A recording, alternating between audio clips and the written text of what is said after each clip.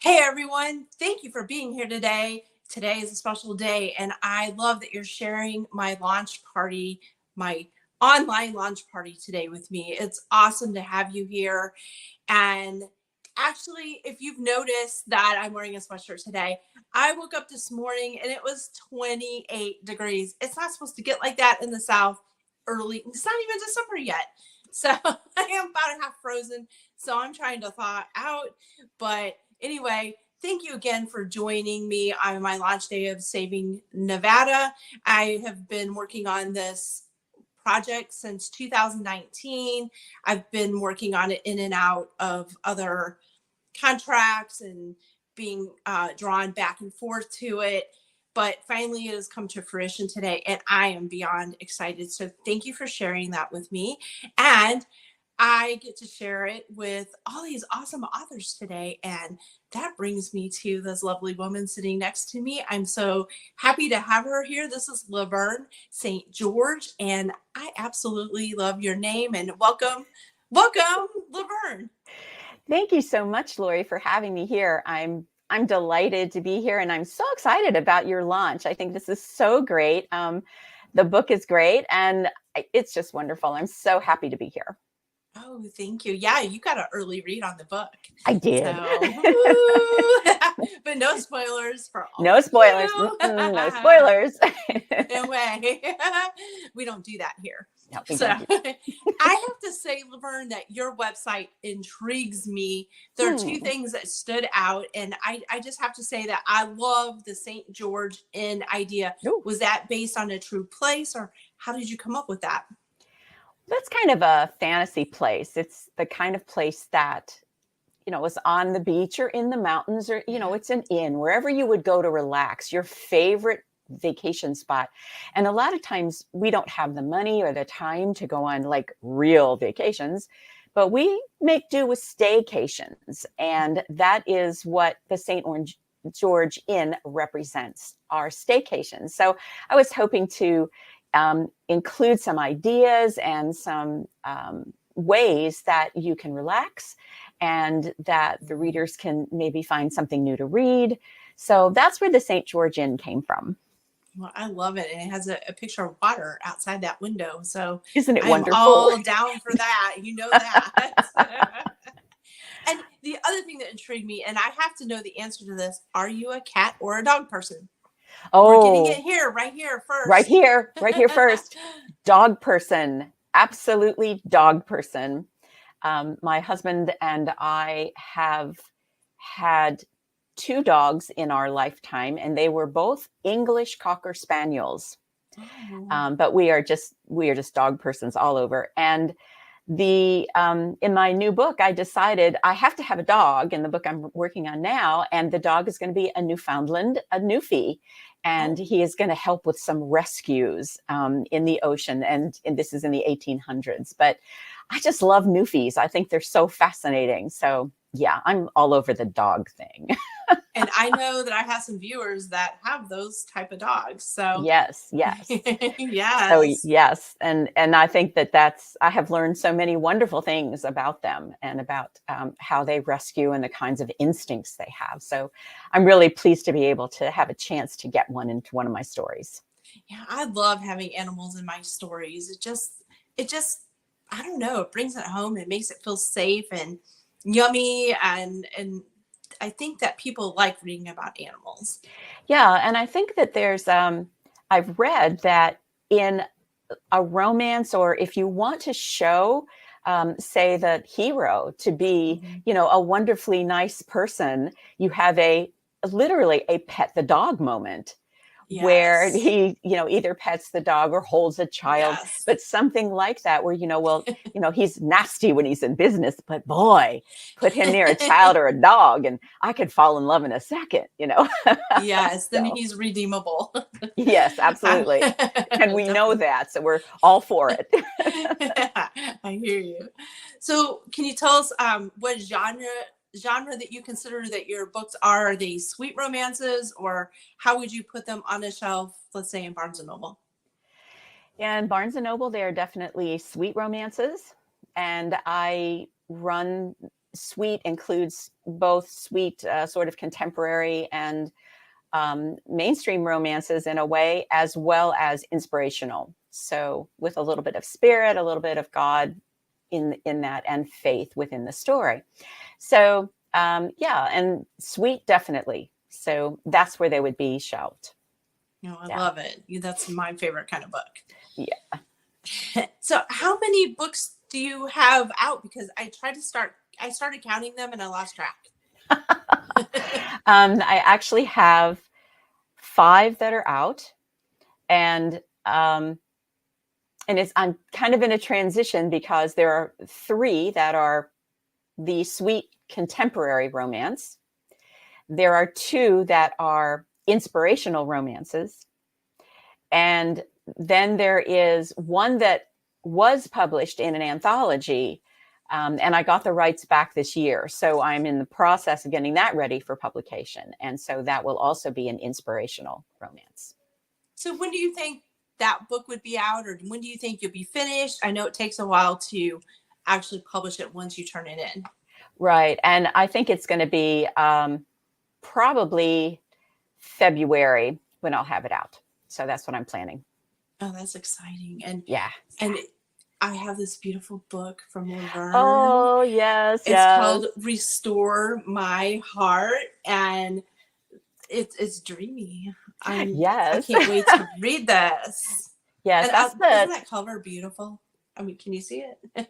I can see it. Yeah. I hope everybody else can too, but it is lovely. Yeah, the covers are designed by Kim Killian Design Agency, and the book is really the 3rd in the Pittsburgh Connection series of contemporary romance. And I decided to do a Christmas book for that 3rd book, and it's just the kind of thing where the themes of my theme of my book is usually women having to make a transformation of some kind, that they need to change the way they see the world, be more loving or be more trustful, that kind of thing, more trusting. And this is one of those books. And so the heroine is a woman who needs to learn how to trust, and she learns it from a very nice, handsome man who is a wood carver. And he works that always helps. That always helps. And he works on vintage carousels. And so that's the story, is he comes to town to work on the carousel, and she and he become involved, shall we say. The carousel, that's just romantic anyway. I know. Even as an adult, I'd love to get on those. And I'm always looking for them, where the vintage ones are that have been restored. Yeah. And there are more around than you would think. So my mother was really loved carousels, and that's where I got my love of carousels also. Yeah. But she used to tour all over the country looking at the ones that have been restored. And they're just wonderful when you see them. They are a pitch above anything of the plastic nature that gets created today. They're just wonderful. We had one in our mall. The mall closed now, and I think they sold it somewhere. I'm not sure. But I used to love to just go up there and see that. And I'll be darned, I would get on and ride those horses. Oh, yeah. Yes, you are a horse person, so I would do that. My kids would be like, "Oh, Mom." I'm just like, "Come on, join me." You're so embarrassing. I know, I do those kinds of things to them. Not so much now that they're in college, but when they were kids. Right. Yeah. So what is your personal story that made you want to start writing romance? Well, I have been writing for a while. I've been writing since I was in elementary school, but a lot of things were like for the school newspaper or an essay. And I did do a picture book once about a boy who visits the planets. It was science fiction. It was Michael visits the planets, and I used crayon and paper and made him visit all the planets. So yes, I'm that kind of book person. I'm going to make a book if I'm going to do it. That's great. But when I went to college, my aunt who was a great reader, sent me a box of books, paperbacks. And in that box was one book, The Flame and the Flower by Kathleen Woodiwiss. And I know younger readers are saying, who? But in the time that I was in college, Kathleen Woodiwiss was a breakout author who was one of the first authors to go from the very sweet Gothics and thing of the 50s and 60s and bring romance out into the mainstream.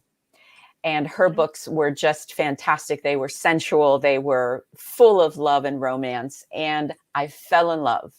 And I said, this is what I'm going to write.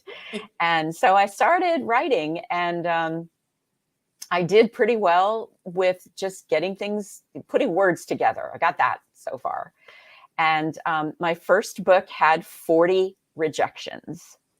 Okay. 4-0. And I was just like, oh no, this is never happening. But at one point, I got a personal letter from the editor who was rejecting me.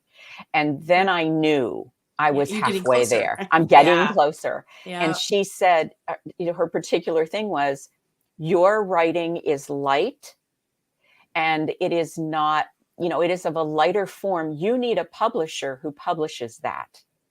And so I went looking, well, who does light romance? And I found it in Avalon Books, who was a big publisher for libraries for a long time. And so I sent my manuscript to them. And within a week, I had an acceptance.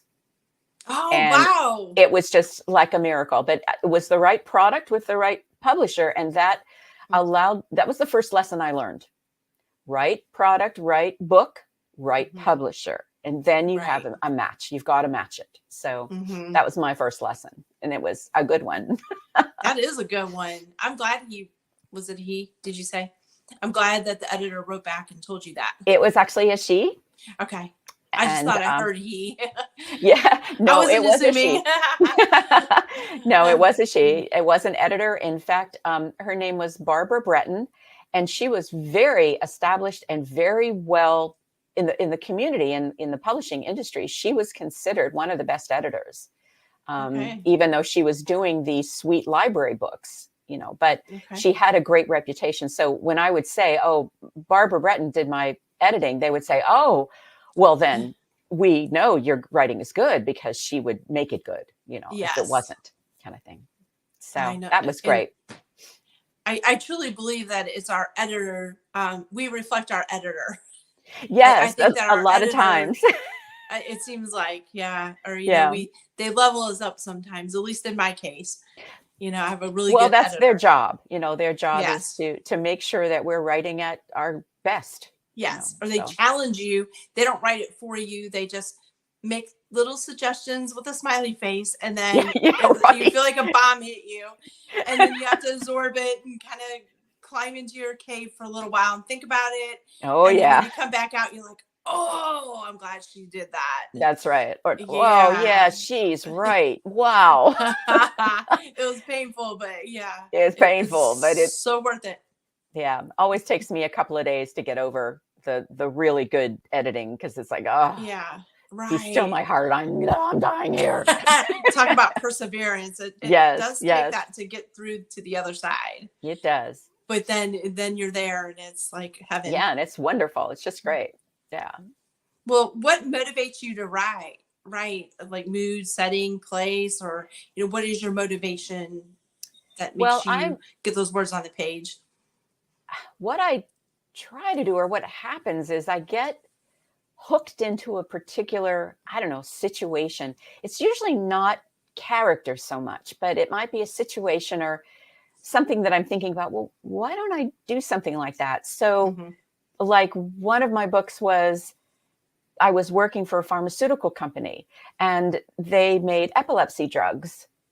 And I said, wow, it would be really interesting to do a book about someone who has epilepsy, who has a seizure disorder. Yeah. And that was the basis for the entire book, for my inspirational novel, The Master's Plan. And I just built it out of that. Another one was that I had this idea. I woke up with this sort of out of a dream state. where the heroine is standing beside a coffin in a funeral home. Oh. And I thought right away, I was, what if? Who's standing beside the coffin? Who's in the coffin? Where are we? And then the story just sort of built from there. And I was just like, yeah, my husband calls it the coffin novel. That is not good.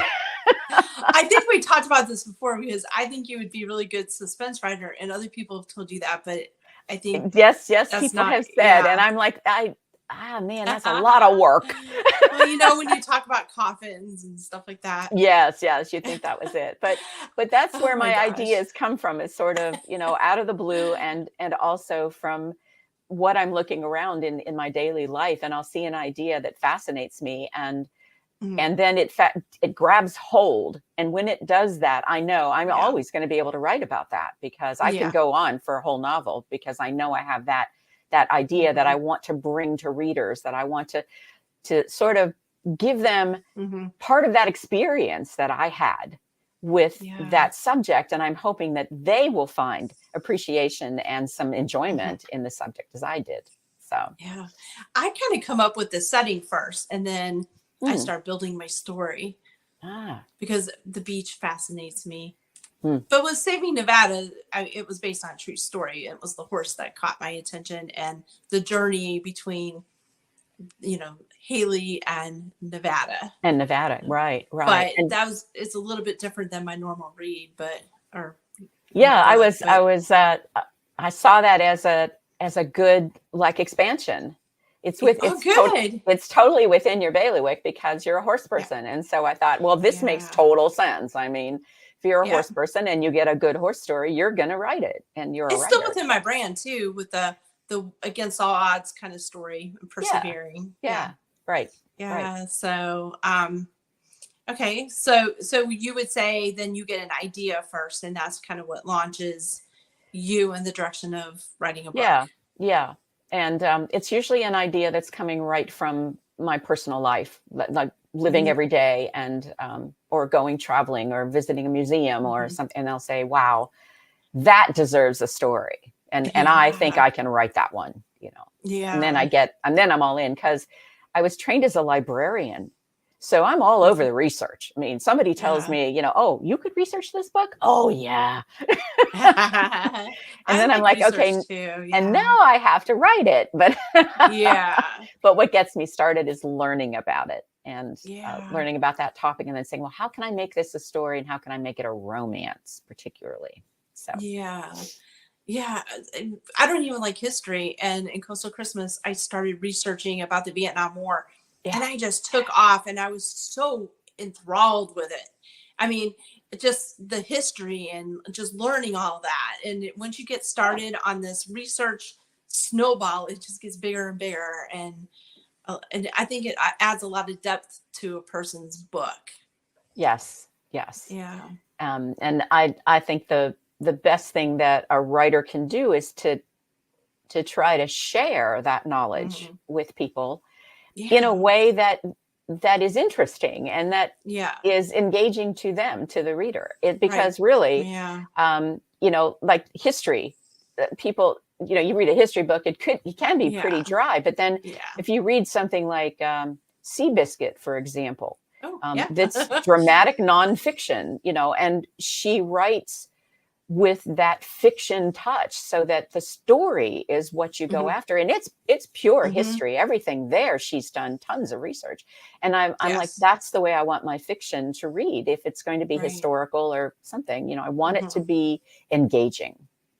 As it brings that story, it brings that history into a story, and you make a story so that it seems real, because it was real back then.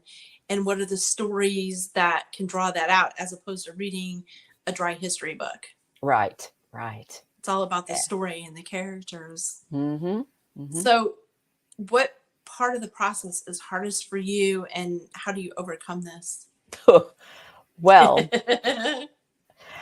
really, I think the hardest part of the process for me is writing the first draft, because that is creating basically out of nothing. And that's it's really hard because you're not only trying to create words and phrases and sentences, but you're also either typing them, writing them, so it's a very physical process to do that. And I have found the only reason I get through it, well, there are two reasons. One is Nora Roberts, who has her famous quote that says, I can fix a page with word. I cannot fix a blank page, but I can fix one if I've written. And that quote keeps me going. It's like, I have to put the words down. Yes. And I lean into that too. Yes. Yeah. And so sometimes I've dictated because it's a little easier to just do things, on that first draft instead of having to type it or write it. And then I've just dabbled a little bit in sort of the support from AI of, using some of those programs just to say, this is what I want it to say, type me 500 words. And then I just throw that on the page and say, okay, well, now we can edit it. That's the easy part. Now I can just rip it apart and start over if I even have to, but it feels easier to me to do that. So you just kind of make it your own then. Right. Totally. And it's a way of getting some words on the paper or on the screen or whatever that will get me going, because I'm the kind of writer that if I have something already going, I think most of us are like this as writers. If you already have a paragraph started and you read through that paragraph, by the time you get to the end, you're ready to go. You got the next lines are coming, but you have to have that starter. And I find that it's really hard for me to self-start in that way. So do you find that you go back and tweak those first sentences of your book often, or do they just come to you? Most of the first sentences and first pages kind of thing, I work on those quite a bit, actually, because I have some people in mind, some writers in mind who, within the first paragraph or within the first sentence, they have given you enough that you're in. You're like right in. And I'm like, that's what I want to be. Yeah. And I want to write like that. And it is hard. So hard. I have to go back over it and over it and revisit it. And then I think I'm finished with the book, but then I go back and I start rereading it. I'm like, oh yeah, this needs to be better. That didn't work. Yeah, it's got to be better. It's got to be better. To draw you in. So. Yeah, and then your editor or your agent looks at it and says, nope, that can't be the beginning. Like in Saving Nevada, I did that over and over and over, and I thought I had fixed it, and then my editor said, you really need to get rid of the first 2 chapters. And I was like, I have a deadline. I'm like, are you kidding me? But she was 100% right. Correct. Yeah. Once you let you go, and then you go back in and you listen to what they're saying, because they're experienced, they know what they're doing, and they're not so attached to it like we are. And then you go and you lop that first 2 chapters off, and then you're like, how am I going to weave all that important stuff into this? How am I going to do this? Right. Yeah. Over several chapters. But it makes for Saving Nevada, it made a huge difference. And it becomes a problem to solve. Yeah. And I'll be darned if any problem in writing is going to beat me down. We're making this happen. You go, girl. I love it. So how, can you tell us a little bit about what you're working on, or is that top secret, or?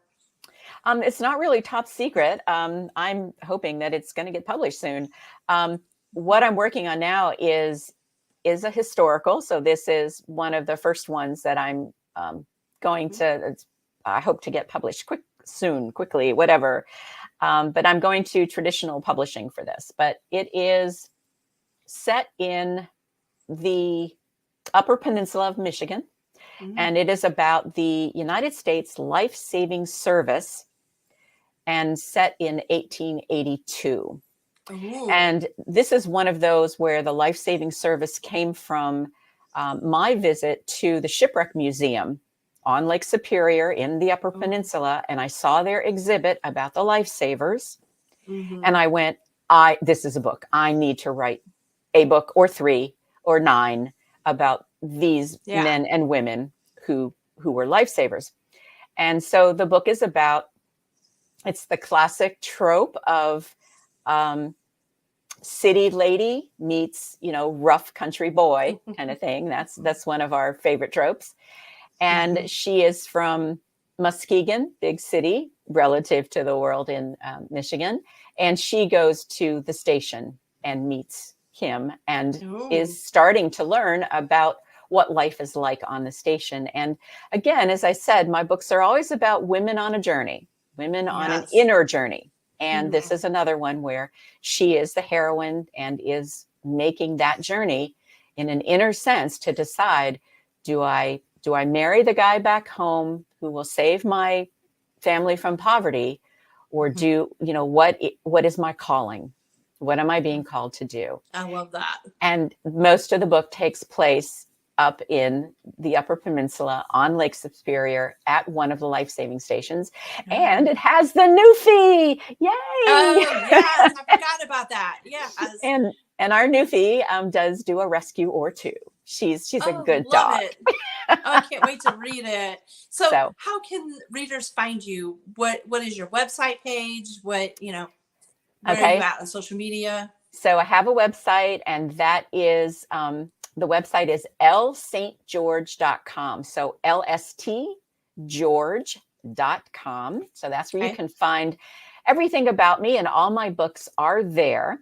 But you can go to your favorite place, Amazon or Barnes and Noble, and you will also find my books both in electronic editions and in paperback. So I always have it in 2 editions.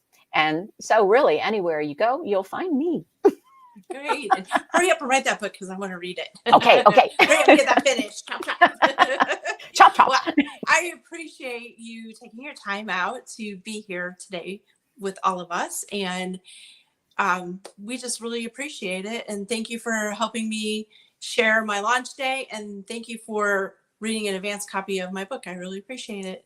You're very welcome. It's been a pleasure and a delight. And I'm so excited. So thank you, Lori, very much. Thank you